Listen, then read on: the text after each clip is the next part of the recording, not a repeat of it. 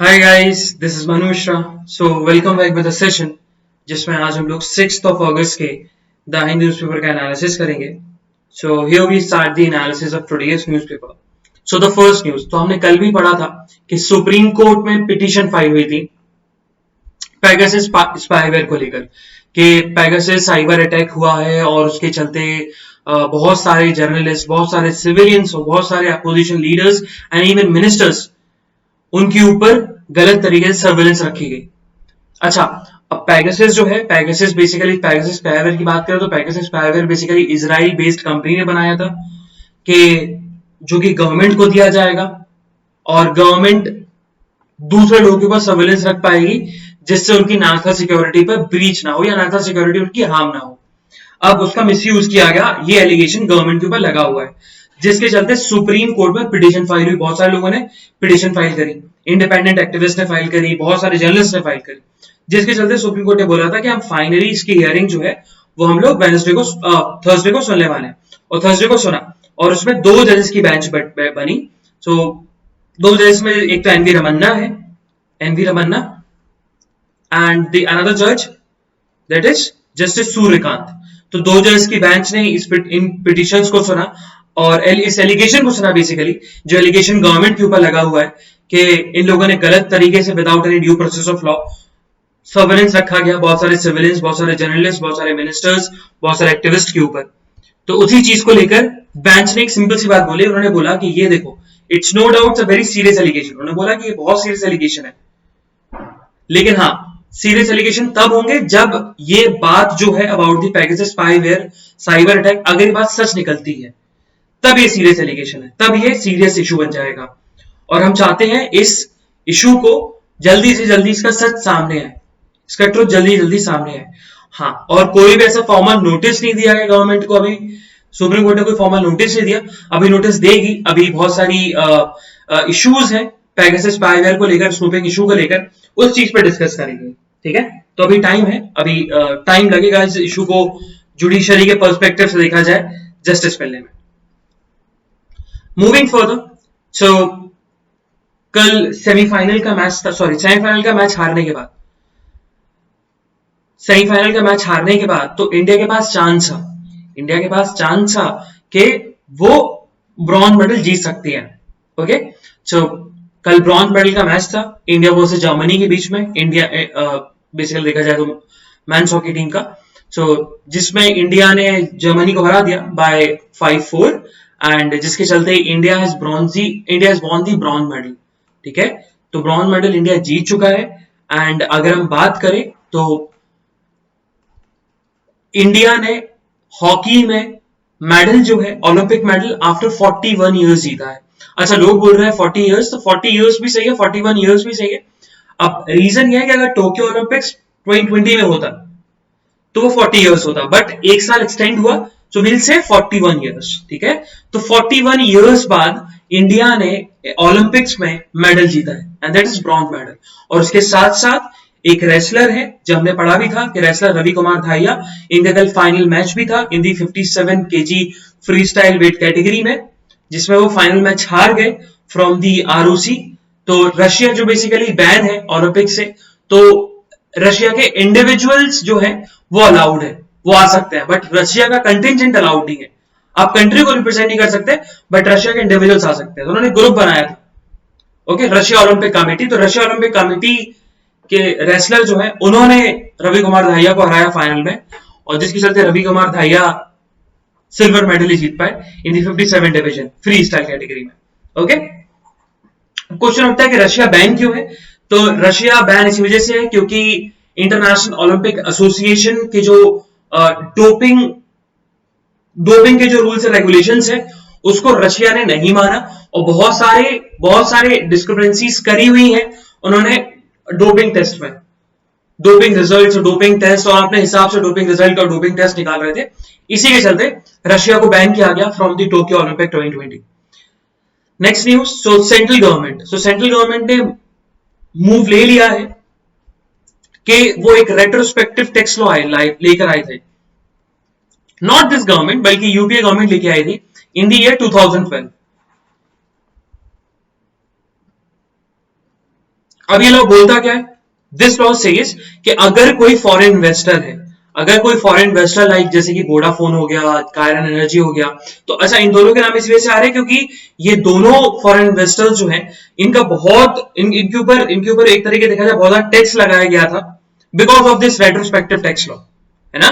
तो वोडाफोन वाला इशू तो रिजॉल्व हो गया, लेकिन कायरन एनर्जी वाला जो इशू है अभी भी चल रहा है और फ्रांस गवर्नमेंट ने बेसिकली कायरन एनर्जी को परमिशन भी दे दिया, नोटिस भी दे दिया कि आप इंडिया के एसेट्स को सीज कर सकते हो in the country of France. Okay, so इसी को लेकर सेंट्रल गवर्नमेंट जो है, सेंट्रल गवर्नमेंट बेसिकली इस रेट्रोस्पेक्टिव टैक्स लॉ को रिडैक्ट कर रही है, मतलब इसको हटाने की कोशिश कर रही है और इसी चीज को लेकर उन्होंने पहला स्टेप ले लिया है। ठीक है, इन्होंने पहला स्टेप ले लिया है गवर्नमेंट ने ये लोकसभा में, कि हम चाहते हैं कि भैया यहां से ये टैक्सेशन लॉ है जो आया था, retrospective taxation law in year 2012, जो कि फॉरेन इन्वेस्टर्स के ऊपर ज्यादा टैक्स लगाता था, ज्यादा लार्ज टैक्स डिमांड करता था, उस चीज को हटाया जाए, उस चीज को रिमूव किया जाए। नेक्स्ट जो इशू है, इट्स अबाउट एक रिपोर्ट निकल के आई। अब हुआ क्या? अच्छा, ये सर्वे हुआ from the top 7 IITs, top 7 IITs Indian institute of technologies. उसमें से पता लगा कि around 63% of the drop out जो होते हैं IITs में से, 63% ऑफ द ड्रॉप आउट जो IITs में से होते हैं जब belong to basically reserve category से आते हैं ये लोग। अच्छा, इस चीज का जो इशू है वो नेशनल न्यूज में भी डिस्कस किया गया और उसमें सिर्फ एक ही IIT की बात की गई, IIT गुवाहाटी की, जिसमें 60% तो नहीं है, इसमें 83% 83% of the IIT Guwahati drop out जो है वो बेसिकली रिजर्व कैटेगरी के होते हैं और जिसमें से मेजोरिटी ऑफ दी जो है 50% के ऊपर जो है वो SC and ST कैटेगरी के। और सामने जो आया वो रीजन ये है कि ये प्रेशर हैंडल नहीं कर पाते, है ना? होता क्या है कि बिकॉज ऑफ द रिजर्वेशन इनका एडमिशन हो जाता है, इन लोगों रिजर्व कैटेगरी के लोगों का एडमिशन हो जाता है, बट प्रॉब्लम एडमिशन तक नहीं है। मतलब रिजर्वेशन देने का जो क्राइटेरिया है वो सिर्फ एडमिशन तक नहीं होना चाहिए, आफ्टर द एडमिशन उनकी और हेल्प करनी चाहिए कि वो एकेडमिक्स में भी अच्छा परफॉर्म कर सके। वो एकेडमिक्स में अच्छा परफॉर्म नहीं कर पाते, इसी के चलते उनको ड्रॉप आउट होना पड़ता है। तो ये सबसे बड़ा मेन रीजन है कि 60% ऑफ द ड्रॉप आउट जो है वो रिजर्व कैटेगरी के फ्रॉम द टॉप 7 IITs। तो विद इन दी IITs उनको एकेडमिक सपोर्ट मिलना चाहिए, एकेडमिक हेल्प मिलनी चाहिए रिजर्वेशन के साथ साथ। मूविंग फर्दर, सो दिल्ली गवर्नमेंट ने एक बहुत अच्छी सी बात बोली है, सॉरी दिल्ली गवर्नमेंट को ड्रग कंट्रोलर ने एक बहुत अच्छी सी बात बोली। तो ड्रग कंट्रोलर डिपार्टमेंट जो है उन्होंने बहुत अच्छी बात बोली दिल्ली गवर्नमेंट को। उन्होंने बोला है कि देखो, जो पैंडेमिक के समय फ्री ऑक्सीजन सप्लाई कर रहे थे या ड्रग्स सप्लाई कर रहे थे, हम उनको प्रोसिक्यूट नहीं करेंगे, लेकिन हाँ जो हायर प्राइस पर ऑक्सीजन सप्लाई कर रहे थे और हायर प्राइस पर ड्रग को सप्लाई कर रहे थे और एडवर्टीजमेंट कर रहे थे अपनी ड्रग का और अपनी दुकानों का ऑक्सीजन सप्लाई का, तो हम उनको प्रोसिक्यूट करेंगे, उनके अगेंस्ट FIR लगाएंगे, उनके अगेंस्ट FIR लॉन्च करेंगे और उनके ऊपर केस चलाएंगे। But those who are supplying the free oxygen and those who are supplying the drugs, free drugs, तो हम उनको प्रोसिक्यूट नहीं करने वाले। ये सिंपल सी बात ड्रग कंट्रोलर डिपार्टमेंट ने बोल दी है दिल्ली गवर्नमेंट को, दिल्ली हाई कोर्ट को, not government, Delhi high court. Moving further, so there is something about city. तो मैं सिटी के बारे में नहीं पढ़ना है, will skip the city news. Okay, so again this one is city, yes. So एक डैम है, it's on the Krishna river in the state of Andhra Pradesh और उसका नाम है पुलिचिंतला। पुलिचिंतला डैम जो है, पुलिचिंतला डैम, पुलिचिंतला प्रोजेक्ट बेसिकली है, तो हम बोल सकते हैं कि इट्स अ पुलिचिंतला डैम। ओके, तो पुलिचिंतला डैम का एक रेडिकल गेट जो है वो बेसिकली खराब हो चुका है, जिससे आंध्र प्रदेश स्टेट में, specially in the Vijayawada region, वहां पर बहुत ज्यादा पानी फ्लो हो रहा है, जिसके चलते फार्मर्स जो है उनको बहुत ज्यादा इश्यू रेज होगा, क्योंकि एक तो इनफ्लो जो है उसको रिड्यूस नहीं किया जा सकता, क्योंकि एक तो उनका गेट जो है वो गेट खराब हो चुका है। अच्छा, डैम होता क्या है? क्योंकि डैम होता है ये, यहां पर वाटर है और यहां पर डैम लगे होते हैं, यहां पर गेट्स बने होते हैं कि जब डैम का वाटर राइज अप होगा तो ये डैम खोल देते हैं कुछ लेवल तक, पूरे गेट्स नहीं खोलते हैं, तो ये गेट्स होते हैं, तो जिसमें से एक सिंगल गेट को क्या बोला जाता है? Radical gate. एक सिंगल गेट को क्या बोला जाता है? Radical gate. तो वही पुलिचिंतला जो प्रोजेक्ट है उसका एक रेडिकल गेट है वो खराब हो चुका है, जिसके चलते जो वाटर है वो कंटिन्यूसली फ्लो अप हो रहा है फ्रॉम द कृष्णा वाटर पे जो डैम बना हुआ है. Okay, moving further. So yes, so Assam government ने बहुत अच्छा डिसीजन लिया है. उन्होंने बोला है कि हमारे यहाँ जो गोरखास हैं, और गोरखास की पॉपुलेशन कितनी है, अराउंड 22,000. तो 22,000 गोरखास जो है उनको फॉरेनर टेस्ट नहीं कराना पड़ेगा, उनको फॉरेनर टेस्ट फेस नहीं करना पड़ेगा. अच्छा, फॉरेनर टेस्ट है क्या? फॉरेनर टेस्ट का मतलब इससे पता लगेगा कि they are basically Indian citizen और they are basically illegal immigrants, है ना. तो वो Gorkhas are exempted from facing the foreigners test. और फॉरेनर टेस्ट जो है वो बेसिकली फॉरेनर्स ट्राइब्यूनल्स में होता है ना. और ट्राइब्यूनल्स की हम बात करें तो tribunals is a quasi judicial body, है ना. And it's a quasi judicial body. Basically जिस पर्पस के लिए बनता है उसी पर्पस के केसेस आते हैं. एग्जाम्पल जैसे एनजीटी हो गया तो नेशनल ग्रीन ट्राइब्यूनल, तो एनवायरमेंट रिलेटेड केसेस जो है वो एनजीटी में ही आएंगे. फॉरेन ट्राइब्यूनल्स में सिर्फ फॉरेनर से रिलेटेड या सिटीजनशिप से रिलेटेड वाले जो केसेस हैं वो सिर्फ ट्राइब्यूनल्स में आएंगे. NCLT, national company law tribunal, तो कंपनी लॉ के रिलेटेड केसेस सिर्फ इस ट्राइब्यूनल में आएंगे और कोई केस नहीं आ सकता. So it's a quasi judicial body and it's a, देखा जाए it's defined under the Indian constitution. ये इंडियन कॉन्स्टिट्यूशन में डिफाइंड है tribunals.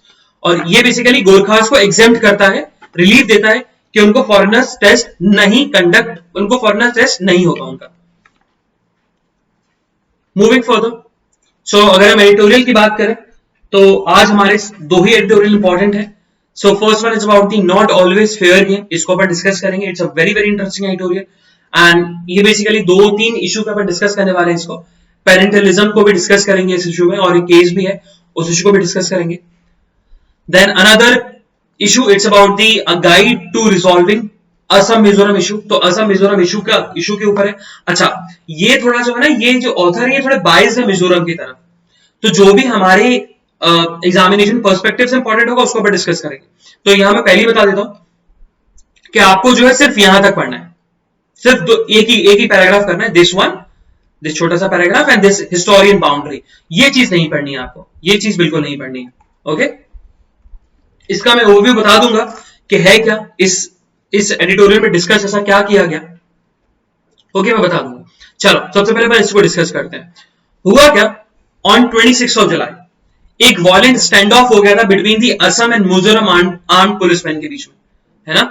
Assam arm policeman of the Assam and Mizoram, उनके बीच में वॉयलेंट स्टैंड ऑफ हुआ था ऑन दी 26 जुलाई. और ये इशू जो है it's only about the 6 kilometre, सिर्फ 6 किलोमीटर रीजन का इशू है. ये सिर्फ 6 किलोमीटर रीजन का इशू है and it's from the Lailapur Assam से. ठीक है, और लैलापुर असम में इंसिडेंट हुआ जिसके चलते असम ने अब लिखा था असम विच टुक, है ना. ये लैलापुर हुआ है जिसके चलते ये स्टैंड ऑफ के बीच में अराउंड 6 लोगों की डेथ हुई और 50 से ज्यादा इंजर्ड हो गए. और 6 लोगों में कुछ पुलिसमैन भी और कुछ सिविलियंस भी हैं. फिर बताया गया and it's basically about the long standing border, it's about the long standing border dispute के बारे में. अच्छा, अब बताया गया कि इशू है क्या, हुआ क्या. एंड ये इशू बेसिकली अभी का इशू नहीं है, इट्स एन 150 years old, लिखा भी गया 1.5 century years ago. तो इट्स 150 years old इशू है ये. और अगर हम बात करें तो हुआ क्या था कि लोसाई हिल्स है, लोसाई हिल्स. तो लोसाई हिल्स जो था वो लोसाई हिल्स बेसिकली असम, जब ब्रिटिशर्स कॉलोनियल रूल था इंडिया में तो ब्रिटिशर्स ने बोल दिया था लोसाई हिल्स जो है वो बेसिकली इनर लाइन बाउंड्री में आएंगे और ये असम डिस्ट्रिक्ट के अंदर, असम स्टेट के अंदर आ जाएंगे. ये बात उन्होंने क्लैरिफिकेशन कर दी थी, ये बात उन्होंने क्लियर कर दी थी. और जिसके चलते 1975 का जो एग्रीमेंट है वो मान लिया गया था कि भैया 1975 में जो एग्रीमेंट हुआ था, जो बॉर्डर बना था वो उस बॉर्डर में लोसाई हिल्स भी आता है और वो असम स्टेट के कंट्रोल में आएगा. लेकिन 1975 में जो बॉर्डर का डिमार्केशन था वो डिमार्केशन बेसिकली नेचुरल मार्कर से होता था. नेचुरल मार्कर मतलब रिवर्स होती थी, हिल्स होती थी, उससे मार्क किया जाता था कि भैया ये हिल है, ये यहां तक हमारी बाउंड्री और हिल के उस पर आपकी बाउंड्री होगी, है ना. ये सारी चीजें हुआ करती थी इन 1875. लेकिन इन द ईयर 1933 ये हुआ कि बंगाल ईस्टर्न फ्रंटियर रेगुलेशन जो है it was extended to the Lushai hills. मतलब जो मिजोरम वाला इशू है, मिजोरम तो बाद में स्टेट बना, लेकिन मिजोरम के पहले बंगाल ईस्टर्न फ्रंटियर रेगुलेशन होते थे. जो जिसमें मिजोरम भी आता था, मणिपुर भी आता था, नागालैंड भी आता था, बाकी फिर उसको बाद में इन स्टेट्स को डिसइंटीग्रेट किया गया, है ना। तो इस रेगुलेशन में 1933 जो हुआ था, 1933 में चेंजेस हुए, उसमें लुसाई हिल्स को अपने कंट्रोल में ले लिया। अब इशू ये है कि असम जो है वो 1875 वाला डिमार्केशन मानता है कि 1875 में लुसाई हिल्स जो है वो असम के कंट्रोल में आता है, और 1933 वाला तुम्हारा मिजोरम मानता है। तो इशू यही है, लुसाई हिल्स वाला इशू है। अब प्रॉब्लम यह है कि लुसाई हिल्स में जो लोग रहते हैं, लुसाई चीफ जो है और लुसाई हिल्स में जो लोग रहते हैं, वो बेसिकली है मिजोरम के, और जिसके चलते बहुत बड़ा ये जो बॉर्डर इशू जो क्रिएट होता है, ये जो बॉर्डर डिस्प्यूट जो है between the Assam and Mizoram, इसके चलते बहुत सारे जो लुसाई के जो लोग हैं, रीजनल लोग हैं, ट्राइबल्स लोग हैं, वो जूम कल्टीवेशन नहीं कर पाते। अब जूम कल्टीवेशन का मतलब शिफ्टिंग कल्टीवेशन, या हम बोल सकते हैं स्टेपिंग कल्टीवेशन। अब स्टेपिंग कल्टीवेशन का मतलब होता है, जैसे आपने देखा होगा कि हिली एरियाज पे जो है ना, वाटर स्टैंड नहीं कर सकता, कंटिन्यूअसली फ्लो होता रहता है। तो ये लोग स्टेप कल्टीवेशन करते हैं, स्टेप बनाते हैं। अब जैसे कि स्टेप जानते हो ना, जीने होते हैं, तो जीने एक पोडियम तक बिल्कुल लेवल रहता है, उसके बाद एक हाइट होती है, उसके बाद फिर एक और स्टेप आता है, वो लोअर लेवल तक होता है। तो वही बात, तो this is the basically stepping cultivation, और उसी को हम जूम कल्टीवेशन बोला जाता है ना। तो जूम कल्टीवेशन से रोका जाता है इन लोगों को, और यही इशू है। एंड ये इशू कितने रीजन का है, रीजन कितना है, इट्स अबाउट 509 स्क्वायर माइल्स का, 509 स्क्वायर माइल्स का है। और असम जो है 1875 वाला इशू मानता है, 1875 वाला डिमार्केशन मानता है, और मिजोरम जो है वो 1933 वाला डिमार्केशन मानता है। और bone of contention Lushai hills. इतना ही पढ़ना है, इससे ज्यादा पढ़ने की जरूरत नहीं है। चलो अब मैं बता देता हूं कि इसमें असम और आगे आगे क्या इशू डिस्कस किया गया। हुआ क्या, यहां पर ऑथर ने बताया कि असम जो है वो स्टेट सेंट्रिक है। स्टेट सेंट्रिक का मतलब होता है जो अभी करंट के चीफ मिनिस्टर है आपके असम के, हेमंत विश्वा शर्मा और उनकी गवर्नमेंट और असम गवर्नमेंट जो है वो it's state centric. State centric का मतलब है वो पब्लिक के बारे में नहीं समझते, वो पब्लिक के बारे में ज्यादा नहीं सोचते। वो सोचते हैं कि स्टेट का रेवेन्यू कैसे जनरेट हो, स्टेट की इकोनॉमी कैसे जनरेट हो, स्टेट के कंट्रोल में और ज्यादा जमीन कैसे आ जाए, और ज्यादा नेचुरल रिसोर्सेज कैसे कंट्रोल में आ जाए। और लुसाई हिल्स में बहुत ज्यादा नेचुरल रिसोर्सेज है। ये ऑथर ने बताया कि असम का stand it's a state centric. फिर उन्होंने बताया कि अब मिजोरम का जो अप्रोच है इट्स अ पीपल सेंट्रिक, कि वो पब्लिक के बारे में सोचती है ना, ये पब्लिक के बारे में सोचती है, ऐसा बेसिकली उन्होंने बताया, ऑथर ने बताया। सो ऑथर बेसिकली थोड़ी सी इंक्लाइंड है टुवर्ड्स द मिजोरम। अब बाकी इन दोनों का जो स्टैंड है देखा जाए तो एक तरीके से असम भी अपनी जगह सही है, मिजोरम भी अपनी जगह सही है, बट जहां तक देखा जाए तो मिजोरम का ज्यादा क्लेम बनता है। रीजन बीइंग क्योंकि मिजोरम में जहां जो बोन ऑफ कंटेंशन जो इशू है, जो जमीन है, उसमें मिजोरम के नेटिव्स लोग रहते हैं, वो मिजोरम को अपना स्टेट मानते हैं। तो जो वहां पर लोग रहते हैं, हम उन्हीं स्टेट को वो टेरिटरी दे दें, तो ये बॉर्डर डिस्प्यूट जो है इशू रिजॉल्व भी हो जाएगा। और इस पे यूनियन गवर्नमेंट और स्पेशली यूनियन होम मिनिस्ट्री को इन्वॉल्व होना चाहिए। ओके, सो ये बेसिकली इशू था। Now the second issue, it's about the not always fair game. अच्छा, ये क्या है देखा जाए तो हुआ क्या, तो सबसे पहले अपन थोड़ा गवर्नमेंट के बारे में समझेंगे और फिर अपन समझेंगे ये करंट में इशू क्यों आया। हुआ क्या, तमिलनाडु गवर्नमेंट ने क्या किया था, तमिलनाडु गवर्नमेंट बेसिकली एक अमेंडमेंट लेके आई थी इन दी तमिलनाडु गेमिंग एक्ट 1913, और जिसके चलते उस अमेंडमेंट के थ्रू क्या था, अच्छा इस एक्ट में इनिशियली इस एक्ट में लिखा हुआ था, एक क्लॉज था, वो क्लॉज बोलता था कि देखो जो बैटिंग है, या हम बात करें प्राइज मनी जो है और बैटिंग जो है, वो अलाउड होगी उन गेम्स के ऊपर जिनमें स्किल्स हो, ये एक क्लॉज था। और अमेंडमेंट ये था, अमेंडमेंट जो बेसिकली तमिलनाडु गवर्नमेंट लेके आई, इस अमेंडमेंट के थ्रू इस क्लॉज को उन्होंने स्टक डाउन कर दिया, इस अमेंडमेंट के थ्रू। बाकी 1930 का एक्ट ये बोलता था कि भैया, एक क्लॉज बोलता था उसका कि गेम्स जिनमें स्किल इन्वॉल्व होती है, उसमें प्राइज मनी और उसमें बैटिंग आप कर सकते हो। लेकिन अभी रिसेंटली जो अमेंडमेंट आया था, उस अमेंडमेंट के चलते तमिलनाडु गवर्नमेंट ने इस क्लॉज को स्टक डाउन कर दिया। मतलब अब गेम्स जिसमें स्किल भी इन्वॉल्व है और जिसमें लक भी इन्वॉल्व है, उसमें आप बैटिंग नहीं कर सकते। और बेसिकली देखा जाए तो गेम, कौन से गेम को प्रोहिबिट किया था? It's rummy and poker.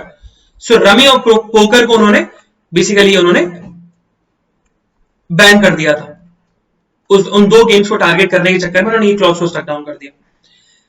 इस इशू को लेकर मद्रास हाईकोर्ट में पिटीशन फाइल हुई और मद्रास हाईकोर्ट ने सिंपल सी बात बोली। उन्होंने बोला कि this amendment it's basically it's against the law, है ना, it's against, basically it's not against the law, it's basically it's against the constitution and इसी के चलते हम इस अमेंडमेंट को स्टक डाउन करते हैं।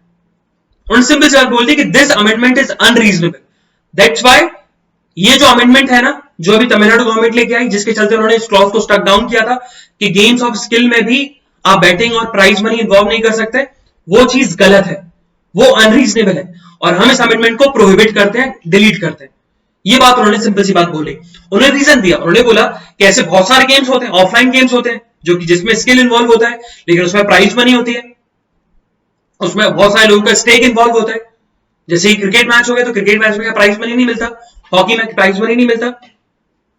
तो जिसमें स्किल इन्वॉल्व होती है उसमें आप बेसिकली बैटिंग लगा सकते हो, उसमें आप प्राइज मनी रख सकते हो, है ना। हाँ, जिसमें लक इन्वॉल्व है उस चीज को आप बैन करके रखो, आपको कोई नहीं रोकेगा।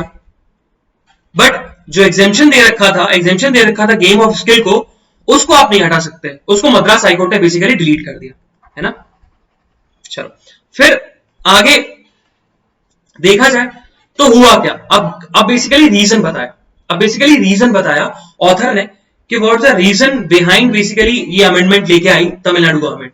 हुआ क्या, one of the main problem जो बेसिकली इशू रेज हुई वो it's about the political populism. तो बताएगा मेजॉरिटी ऑफ द पॉपुलेशन चाहती थी कि बच्चे बिगड़ जाएंगे, बच्चे ज्यादा इन्वॉल्व होने लगेंगे इसमें, रमी और पोकर में, फोन ज्यादा चलाने लगेंगे। तो इसी के चलते बेसिकली तमिलनाडु गवर्नमेंट ने ये स्टेप लिया था, है ना। इसी के चलते ये स्टेप लिया उन्होंने। अब ऑथर ने बोला कि ये पॉलिटिकल पॉपुलिज्म है, लेकिन पॉलिटिकल पॉपुलिज्म का मतलब ये नहीं है कि कोई भी अनरीजनेबल चीज आ जाएगी, कोई भी अनकॉन्स्टिट्यूशनल चीज आ जाएगी, किसी के भी राइट आप इन्फ्रिंज कर सकते हो, ये चीज इन्वॉल्व नहीं हो सकती, ये चीज हम बेसिकली एक्सेप्ट नहीं कर सकते। ये बेसिकली कहना था मद्रास हाईकोर्ट का, है ना। और इस पे बात हुई फिर पेरेंटलिज्म पर कि गवर्नमेंट जो है, स्टेट गवर्नमेंट कभी कभी ज्यादा पेरेंटलिज्म हो जाती है, ज्यादा बेसिकली रोमांटिक पेरेंटलिज्म हो जाती है। अब पेरेंटलिज्म का मतलब ज्यादा प्यार दिखाने लगते हो, ज्यादा पेरेंट वाली फीलिंग लेके आने लगते हो। जैसे कि बच्चा ये मत करो, बच्चा आप बिगड़ जाओगे, होता है ना, कुछ पेरेंट्स होते हैं कि आप खेले मत जाओ तो आपको चोट लग जाएगी। अब ये ज्यादा पेरेंटलिज्म है। अब वही स्टेट गवर्नमेंट कर रही थी इस अमेंडमेंट को लाकर, तो ऑथर ने वही रोका। उन्होंने बोला कि ज्यादा पेरेंटलिज्म लाने की जरूरत नहीं है आपको, आपका काम है लोगों को रेगुलेट करना, लॉ एंड ऑर्डर को कंट्रोल करना, पब्लिक ऑर्डर को ब्रीच नहीं होने देना, पब्लिक में पीस बना रहे, ये चीज आपका काम है। आपको ज्यादा पेरेंटलिज्म दिखाने की जरूरत नहीं है। ये मद्रास हाईकोर्ट ने सिंपल सी बात बोली है, ओके। और पेरेंटलिज्म पे देखा जाए तो पेरेंटलिज्म पे एक बहुत फेमस केस है, that is Anuj Garg case. तो लिख लेना एक जगह, बहुत बार पूछा भी जाता है अनुज गर्ग केस। तो Anuj Garg case is about the romantic पेरेंटलिज्म,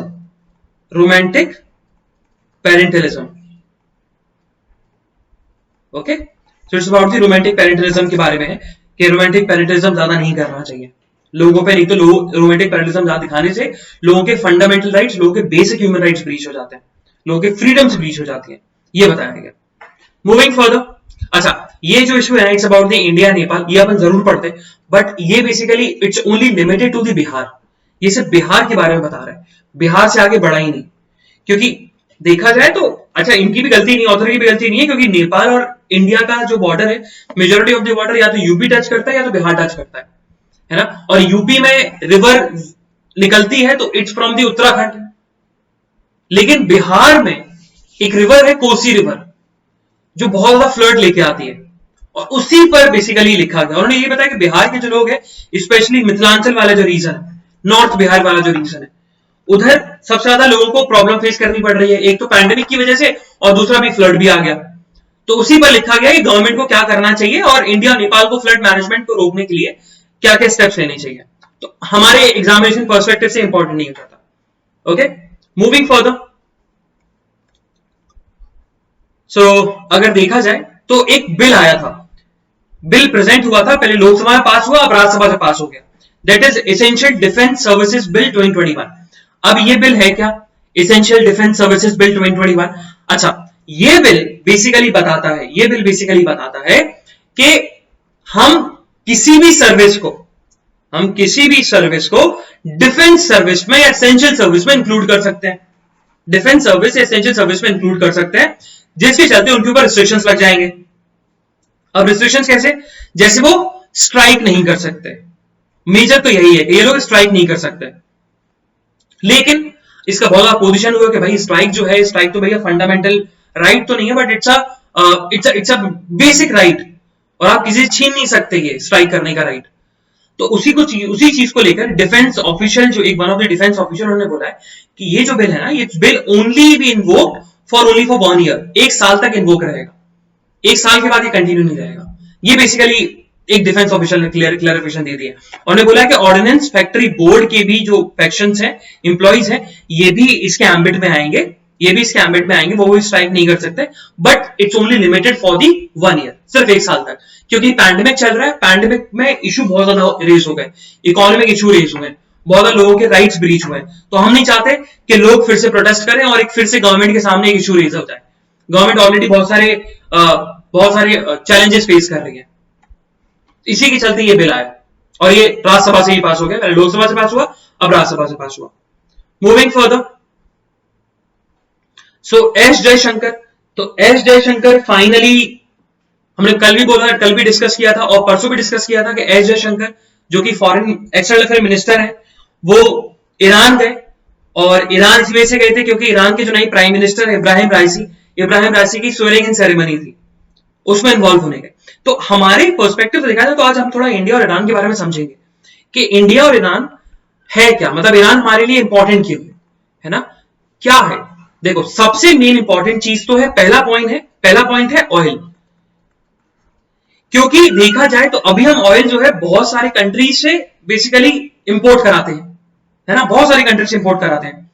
हमारे पास ऑप्शंस है, जैसे कि हमारे पास ऑप्शन सऊदी अरेबिया से हम इंपोर्ट करा रहे हैं, अभी मेजॉरिटी ऑफ दी जो ऑयल आ रहा है हमारा सऊदी अरेबिया से आ रहा है, बट हम पहले जो लेते थे वो ईरान से लेते थे, और ईरान के साथ हमारे रिलेशंस अच्छे थे, और ईरान हमें कम प्राइसेस पर ऑयल देता था, है ना। लेकिन यूएसए ने सैंक्शंस लगा दिए थे जब डोनाल्ड ट्रंप प्रेसिडेंट थे, जिसके चलते इंडिया को भी सैंक्शंस लगाने पड़े, इंडिया को भी कोई ट्रेड नहीं करना पड़ रहा था किससे, तुम्हारा ईरान से। तो पहला जो है वो हमारे लिए ईरान इस वजह से इंपॉर्टेंट है बिकॉज ऑफ द ऑयल। दूसरा इंपॉर्टेंट है वो है क्या, अफगानिस्तान से रिलेशन, अफगान से रिलेशन। देखो, अगर तो आप मैप देखोगे सो ये इंडिया का मैप है ना, ऐसा कुछ इंडिया का नॉर्दर्न वाला रीजन है, यहां है पाकिस्तान और यहां है अफगानिस्तान, ये अफगानिस्तान है, और अफगानिस्तान लैंडलॉक कंट्री, अफगानिस्तान से कोई भी सी टच नहीं होता, लैंडलॉक कंट्री है, चारों तरफ से वो जमीनों से घिरा हुआ है, यहां पाकिस्तान से है, यहां पर बेसिकली बहुत सारी तजाकिस्तान, यहां पर तजाकिस्तान से है, तो ये बहुत सारी कंट्रीज से घिरा हुआ है। ओके, यहां चाइना से है, फिर और भी बहुत सारी कंट्रीज है, मंगोलिया बेसिकली, तो और यहां पर है ईरान से घिरा हुआ, ये ईरान है ना। हुआ क्या, ईरान से तो भैया टच होता है, वाटर कोस्टल एरिया लगता है, और कराची पे है एक पोर्ट, कौन सा, गादवार पोर्ट, और ईरान में है पोर्ट कौन सा, चाबहार पोर्ट।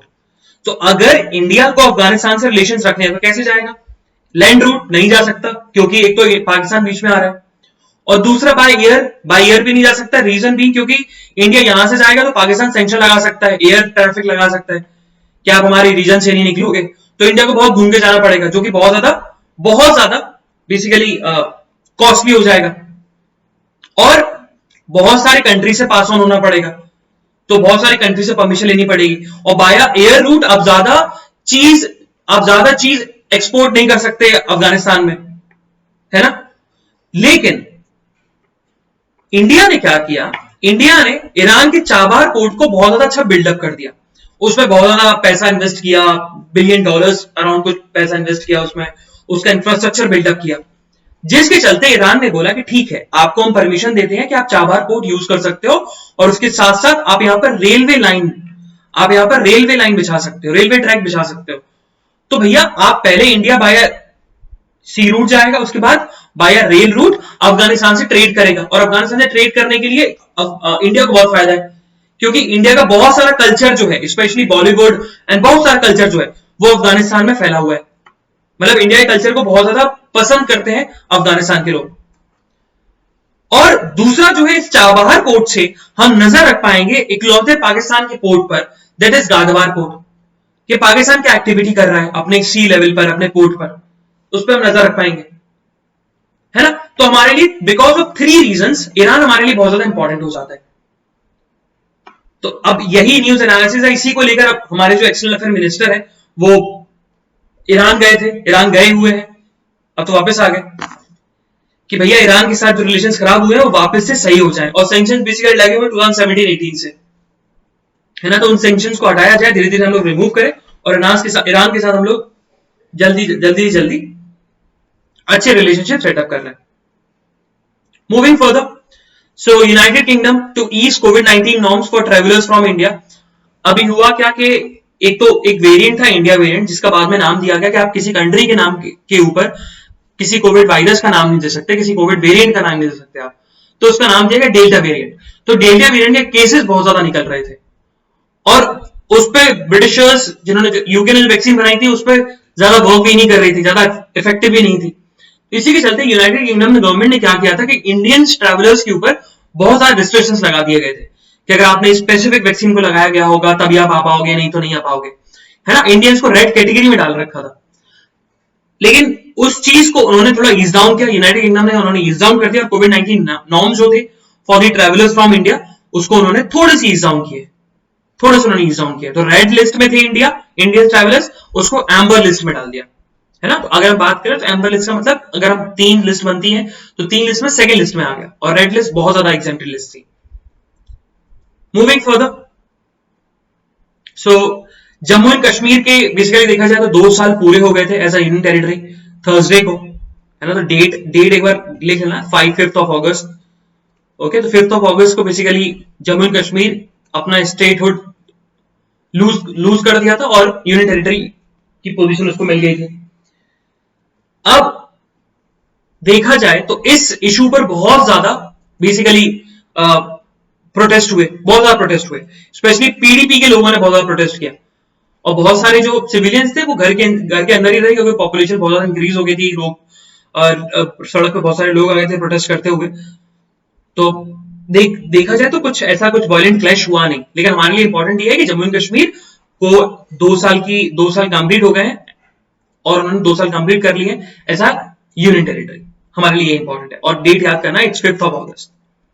मूविंग फर्दर, तो या हमने डिस्कस किया था ना कि 88, सॉरी मैंने 83 बताया था, so it's 88% of the IIT Guwahati drop outs are from the reserve Kota.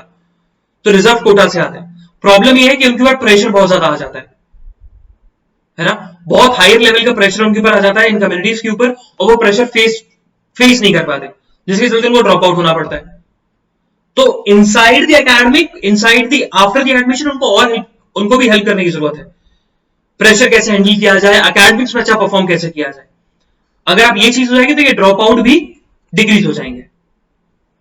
Moving further, so other Poonawalla, तो हुआ क्या, Covishield, serum institute of India के जो सीईओ हैं अदर पूनावाला, उन्होंने उनकी इंस्टीट्यूट तो कोविशील्ड बनाई है, और कोविशील्ड को इंडियन गवर्नमेंट ने परमिशन दे रखी है इमरजेंसी यूज के लिए, और कोविशील्ड लग रही है लोगों को, स्पेशली उन लोगों को जो 18 से 44 के एज के ग्रुप के बीच में, तो मतलब स्टूडेंट्स को भी लग रही है। और बहुत सारी यूरोपियन कंट्रीज ने कोविशील्ड को परमिशन नहीं दे रखी, उन्हें रिकॉग्नाइज ही नहीं कर रखा। अब बहुत सारे स्टूडेंट्स फंसे हुए हैं, क्योंकि जो यूनाइटेड किंगडम और यूरोपियन नेशंस में पढ़ने जाने वाले हैं, अब्रॉड पढ़ने जाने वाले हैं, तो उनको बैन लगा हुआ है उनके ऊपर कि कोविशील्ड, एक तो कोविशील्ड रिकॉग्नाइज नहीं है और कोविशील्ड उन्होंने लगवा ली। तो इसी के चलते अदर पूनावाला ने बोला है कि हम उन स्टूडेंट्स को हेल्प करेंगे फॉर ट्रैवलिंग अब्रॉड के लिए, है ना, हम उनको हेल्प करने वाले हैं, ठीक है। सो स्पेशली जो यूनाइटेड किंगडम, फ्रांस, जर्मनी यहां पढ़ने जाने वाले हैं, तो they can basically approach other Poonawalla, उनको बेसिकली टेक्स्ट कर सकते हो या उनको ट्वीट कर सकते हो, सो वो आपको फाइनेंशियल सपोर्ट प्रोवाइड कर देंगे. मूविंग फर्दर, सो अर्थ की ऑब्जर्वेशन सैटेलाइट, एक सैटेलाइट है, ऑब्जर्वेशन सैटेलाइट बनी है, एंड दैट इज EOS-3, है ना. EOS-3 बेसिकली लॉन्च होगी from the Satish Dhawan space centre establish in Sriharikota, और इसको आज लॉन्च किया, 12 अगस्त को लॉन्च किया जाएगा. और EOS का काम क्या होगा? It's basically they will basically monitor the natural disaster, water bodies, crops, forest coverage changes and among other things. तो बेसिकली एनवायरमेंट के लिए, एनवायरमेंट के साथ साथ ये नेचुरल डिजास्टर को बेसिकली मॉनिटर करेगा. ये इंपॉर्टेंट है, ये लिख लेना. इसका इस सैटेलाइट का नाम लिख लेना एंड लिख लेना इसको कौन सा सैटेलाइट है? इट्स अर्थ ऑब्जर्वेशन सैटेलाइट, यही फुल फॉर्म इसका, EOS-03 अर्थ ऑब्जर्वेशन सैटेलाइट, है ना. लॉन्च होगी 12 अगस्त को, और इसका काम क्या होगा? To monitor the real time of natural disaster, या real time monitoring of natural disaster, forest coverage and different other things. Moving further, so अगर हम वर्ल्ड न्यूज की बात करें तो वर्ल्ड न्यूज में यही बताया गया, राइसी ने स्टेटमेंट दिया शोरेगन सेरेमनी के बाद, उन्होंने बहुत ज्यादा स्टेटमेंट दिया. उन्होंने यही बोला कि ईरान जो है, जो सैंक्शंस लगे हुए हैं उसको बहुत ज्यादा बैक करती है, मतलब बोलती है कि इसको हटाया जाए, सैंक्शंस को हटाया जाए, बट हम प्रेशर में आके झुकेंगे नहीं. हम चाहते हैं हम सैंक्शंस हटे, लेकिन हम ये नहीं चाहते कि हमें कोई झुकाए, तो हम झुकेंगे नहीं. ये सिंपल सा उन्होंने, इब्राहिम रासी ने बोला है, सिंपल सी बात उन्होंने बोली है. मूविंग फर्दर, सो एक इशू रेज हुआ था. हुआ क्या कि प्राइम मिनिस्टर मोदी बेसिकली गए थे, विजिट पे गए थे मॉरिशस, है ना. और ये बहुत बड़ा इशू था, एक बहुत बड़ा इशू था, और ये 2015 की बात है. 2015 में इन्होंने ये विजिट करने गए थे मॉरिशस, और एक बहुत बड़ा इशू था. और इशू था, इट्स अबाउट दी एक आइलैंड, एगेलिका आइलैंड. तो Agalega island basically it's a barren island, जहां पर मॉरिशस से कुछ ही लोग रहते हैं, अराउंड 300 लोग रहते हैं. और मॉरिशस मेन लैंड से, मॉरिशस मेन जो आइलैंड है उससे 1000 किलोमीटर दूर है, वो उसके नॉर्थ पे है. तो ऐसा इशू था, ऐसा हमेशा चला आ रहा था कि इंडिया वहां पर अपना मिलिट्री बेस सेटअप कर रही है. लेकिन मॉरिशस ने क्लैरिफिकेशन दे दी. मॉरिशस ने बोला ऐसी कोई हमारी डील नहीं हुई है, और ऐसा कुछ भी नहीं हुआ है कि ऐसा कोई डील नहीं हुई है कि इंडियन मिलिट्री बेस अपना बनाएगी एगिला आइलैंड पर और मॉरिशस ने परमिशन दी हो. ऐसा कुछ भी नहीं है, ऐसा बिल्कुल भी कोई नई दिक्कत हुई. सिर्फ 2 ही प्रोजेक्ट्स पे साइन हुआ था, उन 2 ही प्रोजेक्ट्स पे काम हो रहा है. ये तीसरा प्रोजेक्ट जिसपे हमेशा से चला आ रहा है कि भैया एयर स्ट्रिप बन गई एगिला आइलैंड पर और मिलिट्री बेस बनाया जा रहा है इंडियन मिलिट्री का, ये सब गलत है और ये बिल्कुल भी सही नहीं है. ये बेसिकली मॉरिशस गवर्नमेंट ने क्लैरिफिकेशन दी है. सो दिस इज द बेसिकली देखा जाए world news. And business news में बात करें तो बिजनेस न्यूज में it's all about the private companies and the public companies, उनके रिजल्ट्स के बारे में, जो कि हमारे एग्जामिनेशन पर्सपेक्टिव से इंपॉर्टेंट नहीं हो जाते. So yes, so India clinches bronze, bridges a 14 years gap with its golden past. तो वही बात कि इंडिया ने आफ्टर 41 years ब्रॉन्ज मेडल जीता है ना. तो ब्रॉन्ज मेडल भी इंडिया के लिए अभी गोल्ड मेडल से भी कम नहीं है, क्योंकि अभी एक इंडिया जहां पर हॉकी में कहां एक सुपीरियर हुआ करता था, 8 time Olympic medalist, gold medalist, अब 9 टाइम हो गया ओलंपिक मेडलिस्ट और 8 टाइम गोल्ड मेडलिस्ट. उसमें हॉकी बिल्कुल खत्म हो गई थी. एक बार तो इंडिया तो एक बार हॉकी में क्वालिफाई नहीं कर पाई थी, ओलंपिक्स में क्वालिफाई नहीं कर पाई थी, है ना. और लास्ट टाइम उन्होंने गोल्ड जो जीता था वो जीता था कब? मॉस्को में, मॉस्को 1980 में. Okay, so this is the analysis of today's newspaper. तो हम लोग कल फिर मिलेंगे with some exciting news, some exciting current affairs. तब तक के लिए bye bye, have fun and enjoy your day. Bye bye guys.